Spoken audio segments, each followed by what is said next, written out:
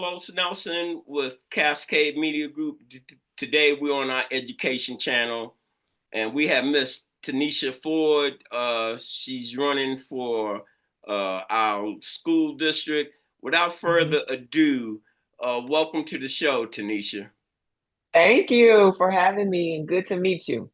Hey, Finally. Tanisha, run it down from kindergarten, where you went to school. Let our audience know where you know a little bit about yourself. They nosy as hell. They, they be people be saying, "Why do you always ask your guests to go back to kindergarten?" I be like, "Cause my audience want to know who the hell they are." So run it down. Go back to kindergarten. Yeah, let them know So where you went to kindergarten, school and everything.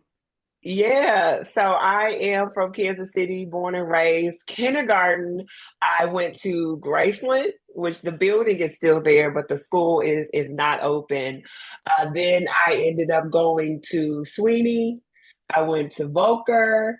I went to King Middle School, all through middle school. And then I was going to go to Lincoln, but right before that summer, before my ninth grade year, my brother, who you know, was playing basketball and our family decided to move to Raytown to have more experiences for him. So we moved to Raytown High School, which is actually where I graduated in 1998. From there, I went to then Central Missouri State University. Now it's known by University of Central Missouri. I did my undergrad and grad there. So that's my full education. No other degrees. That's All enough. right.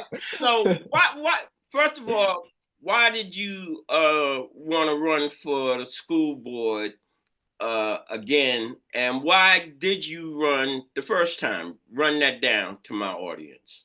Yeah, so I used to lead this program called Kauffman Scholars, which is a scholarship program that the Kauffman Foundation funded, 20-year program. That program ended in 2023. So I was the executive director at that time. And so the last few years of me working there was me winding down the program. And a big part of the wind down of the program, after 20 years, you start to think about how you want the program to be remembered, and you start talking about legacy and how you want the memory to carry on after the program ended. So as I was thinking a lot about that for the program, it also made me think a lot about my own personal commitments and what I wanted to say that I had contributed to Kansas City. And I think that I've done a lot in the world of education. I've worked with thousands of students who are Kauffman scholars, but I felt like there was an opportunity for me to do a little bit more, to serve in a different way. I've never considered myself to be a politician. I never had even ever thought of running for public office or being a public servant, but I just felt like it was a way to use my skills that I had gained from working with Kauffman Scholars. Many of our students actually graduated from Kansas City Public Schools. I would say over 1,000 of our students graduated from Kansas City Public Schools, and I saw them navigating different challenges. I've been around the district my whole life, just me as a student myself. Both of my parents also graduated from the school district. And so I felt like I had seen a lot of highs and I'd also seen challenges that the district had faced. And I just felt like I had something to contribute. So I ran 4 years ago because I thought that would be a way for me to give back and do something in the space of education. And so I was really critical of the school district 4 years ago. I felt like there were some things that we should be doing better. I still think there are some things that we should be doing better. But when I was thinking about running again, I was actually inspired by the presidential election. You know, there's these 92% of the Black women who are talking about we are taking a seat and we're not doing nothing else for 4 years, like we've done our part. And at first I was thinking like I've done my part, but I felt like the district is at a critical point. We have there's 7 board members total, but 4 of the seats are up and are open right now. And I know how hard it was for me to learn everything about Kansas City Public Schools when I first joined the board. And I thought that that could be that would be a lot for a superintendent to navigate, possibly having 4 new board members at one time. And so I just felt like I wanted to take everything that I learned in my first term. I wanted to continue to serve because things are crazy nationally. And I felt like there was an opportunity for us to make some change locally. So that's why I decided to run again. And it has been a very difficult job. There are moments where you feel like you are not getting it right. There are moments where you feel like you're not doing enough. There are moments where you feel like we're never going to solve for all of the challenges that we are experiencing in public education, urban education. And still, I feel like we just have to be in all the places. We have to be in all the seats because our kids deserve good people who are going to look out for them and have their best interests at heart. My two kids are also in the school district as well. And so when I'm thinking about making decisions on behalf of this school district and our young people, I'm thinking about my children that are also in the mix as well. So I just felt like we are going upwards in a lot of our areas. There's a lot of growth happening, but there's still a lot more to do, and I wanted to be a part of that. Well, do you have specific plans for if you are able to get back on the district that you'd like to see carried out? Absolutely. I think it was Councilwoman Robinson who actually told me, Tanesha, like you're doing good if you're able to get one or two things accomplished in a term because there's just so much that you're trying to like consider and navigate. But one of the things that I'm going to always prioritize, I did 4 years ago, I'm still prioritizing it now, is our students learning. We're seeing all this growth and we're seeing all these metrics. Our graduation rates are up and our APR scores are up and like all of these things when it comes to our stats, you see the growth happening.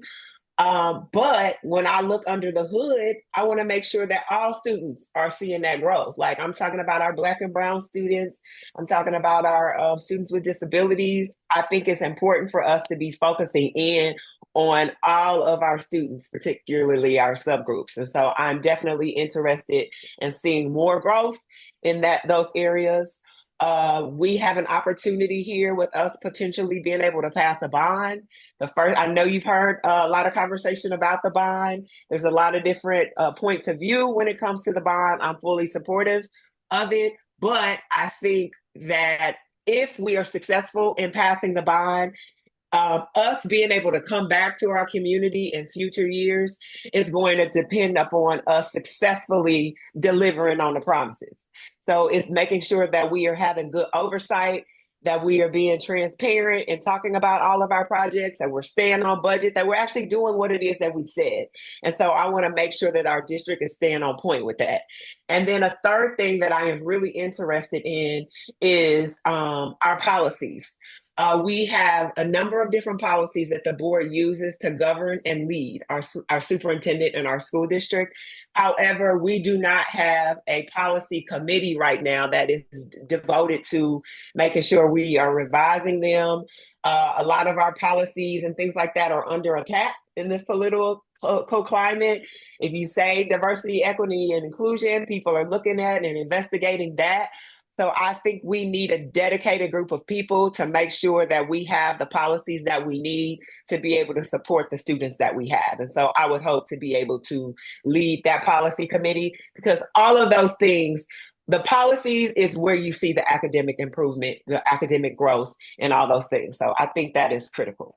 So those are just a few of the things. There's many, but I'm gonna try to focus in on those three. Hey, I don't like you because why you don't like me? We just said. Yeah, because I didn't even have to have my little tablet to talk about the different issues. You hit them one after another. I'm like, this interview is real easy. I'm here to serve. I'm here to serve. Yeah. Because I wanted to interrupt you. I said, I see you're one of them administrators that understand metrics.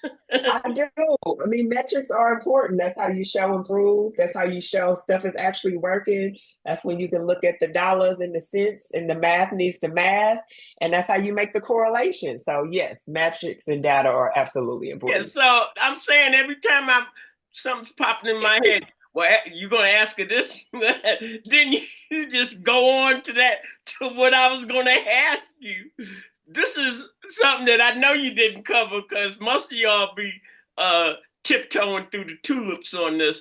Oh Lord. I think there's, because I've been involved with the school district, and I think Mhm. I told you off camera that Cascade Sports and Cascade Media basically was born at Lincoln Prep Academy, and Mhm. so I know the school district, Mhm. and even though we have the bond issue, I don't feel personally that the corporate community is financially been generous to uh, the urban core, and that is the Kansas City School District. And they have done all of this development downtown and what have you to bring young professionals like yourself here.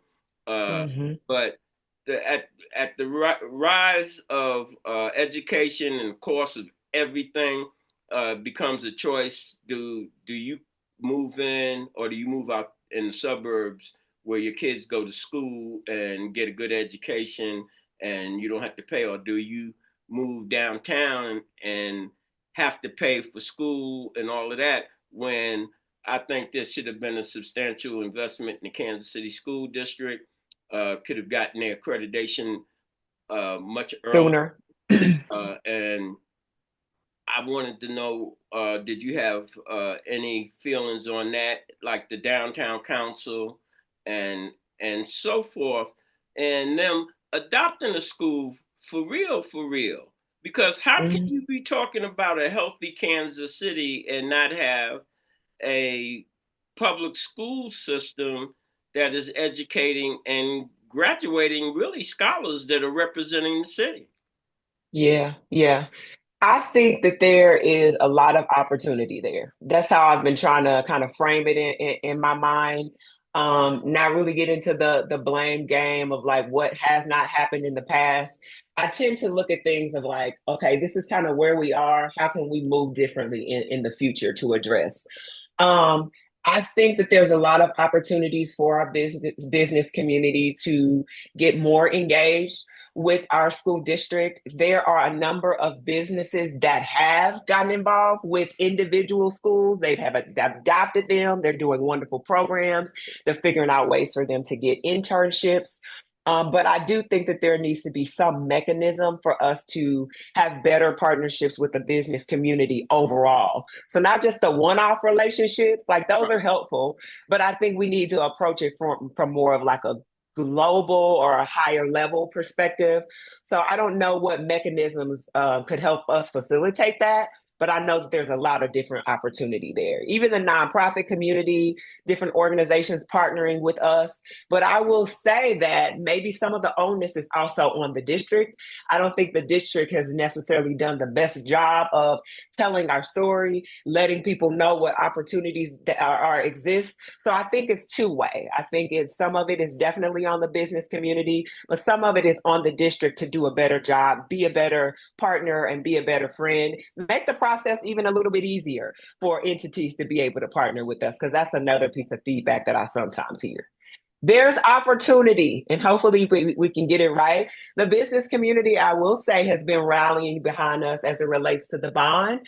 So maybe that's a good jumping off point. I think they see that we have made a lot of growth over the last few years. And I think they understand if we want this world class city that everybody's talking about with That's what. great sports and the downtown, there's no way that we can have a world class city that is not investing in world class public education.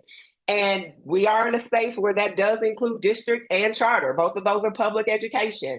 And so I think that the bond is going to be a great jumping off point for that being able to happen. All right. Well, uh, do you have anything in closing? Uh, but I had a brain lock. It's because Because you don't have your shirt and tie on. That's what it is. right. Because I meant to include the county and the city because, Mhm. but you framed it. You said it really has to come from a higher source. I think that uh, all these entities need to be working together, because that bond, that's not the cure all, because the infrastructure of our school district needs a lot of repair. And For sure. yeah, and so I think it's all hands on deck, and that's our political wing and our business and our educators. So with that, Yeah. with that being said, in closing, what you got to say to my audience? I would just encourage everyone to do a little bit of research into who I am. I just gave you like 10 minutes of who I am, but there's even more information available on my website, which is TaneshaFord.com. I am currently finishing up my 4-year term, and I guess I am crazy enough to try to pursue another 4-year term because I feel like this service matters. It's something that is really important to me. I take the role very seriously. And I'm looking forward to being even more effective in a second term because I know more now. 4 years ago, I lacked a lot of context. I had a lot of just outside perception and my perspective. Now I know a lot more of the conversations that have been happening over the last 4 years, how the district and the board has been pushing and working with one another. I know the things that we've invested in. So I'm looking forward to seeing some of those things that I have kind of invested come into fruition. I'm usually not a big continuity, sustainability kind of person because sometimes I think that can be kind of status quo, but I will assure you that there's nothing status quo about me, especially when it comes to children. But I do think that we are in a place as a district where some level of continuity will actually be helpful to us as a district. So I'm pleased with the direction. I want us to do better, and I want us to do better for our children and by our children and families. And I'm just hoping to be a part of another 4 years of service. What you saying that better reminds me, Dr. Marge, she always used to, Who I love. yeah, she always used to close her show off with, you got to be the change that you want to see. And you Period. know how Mr. Nelson is. I'm like, yeah. But overall, but over, the proof is in the pudding. And then if you look in the mirror, you say everybody else should change the situation while you just sit back. And the more and more, and I use that, and I give her the credit. I use that in a lot of my conversations. You got to be the change you want to see. Everybody want to fix the district. What are you doing for the district? Fix this. Yes. What are you doing? And it started making really sense to me. It wasn't just a slogan. Yeah, I agree 1000% with that. I do think we all got to do our part. There's always a little bit more that each of us can do to make change. I do think that our answers, all the answers to the issues that we have, I do think that they reside within our community. We got a lot of experience, we got a lot of voices, we got a lot of knowledge. We have a lot of wealth within our community. So I think the answers reside with us. And I just always challenge people when it comes to Kansas City Public Schools to test your assumptions. Make sure the things that you are thinking about our school district are actually current and relevant, because a lot of the conversations that I have been having with people are outdated, 20, 25 years, and maybe they don't know the district of today. So I would say get in our schools, visit, volunteer, see where you can show up. Everybody knows what your ministry is. Find ways within your ministry, within your gifts, within your talents, to do better and be better for our kids. They deserve it. All right. And as we always close, when you invest in your community, you're really just investing in yourself. Good night. This is brought to you by Kansas City Business Association, working to improve our community.